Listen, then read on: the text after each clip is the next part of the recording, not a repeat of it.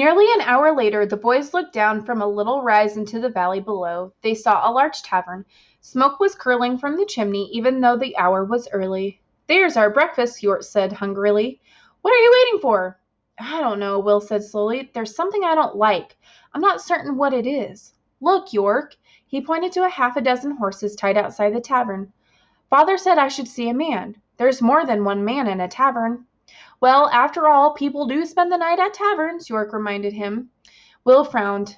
"Maybe I'm being extra careful, but I'm not going to take these horses down there yet. You lead them back into the woods and wait for me." "All right," York grumbled, "but don't forget my stomach has just about grown to my backbone. I'm hungry." York turned with all the horses and led them into the surrounding woods. Will rode alone down to the tavern. He dismounted outside the door. Then he tied his mare to a hitching rack with all the other horses. His heart was beating fast as he entered the building. Once inside the main room, he looked quickly around him. What he feared was true. A group of red-coated soldiers were sitting around a large pine table. "Here's a new man for King George," one of them called loudly. Will swallowed hard as they turned to look at him. The British soldiers with their mugs and platters looked as big as giants. The landlord leaned over the counter. He had a long, sharp carving knife in his hand. The boy tried to speak. For a moment his voice would not come. "I don't think the king could use me yet," he stammered. Most of the men roared with laughter. They seemed to think the idea of Will being a soldier was very funny. "He doesn't think the king could use him yet," repeated one of the men. "He's right. King George doesn't want fighters as young as he is. Ha, ha, ha." Another soldier was watching Will closely. This man had not laughed so much as his companions. "What are you doing out so early, boy?" he demanded. Will gave a start. He hoped the man did not notice it. He did some fast thinking. "I'm on my way to my aunt's house, sir." "Where does she live?" asked the soldier. He kept his eyes fixed on Will. "At Williamsburg." "And you're going there alone?" "There's no one to go with me. I'm an orphan. I spend half of the time with my aunt, half of the time with my grandmother down in the country," Will added.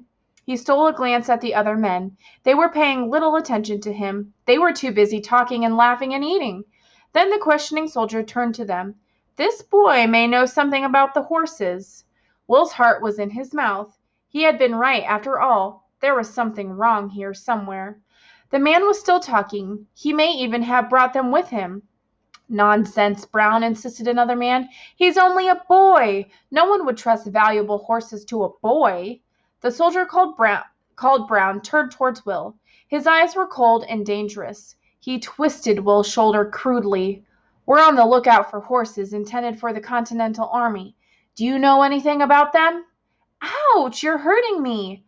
The man's roughness had brought real tears to Will's eyes.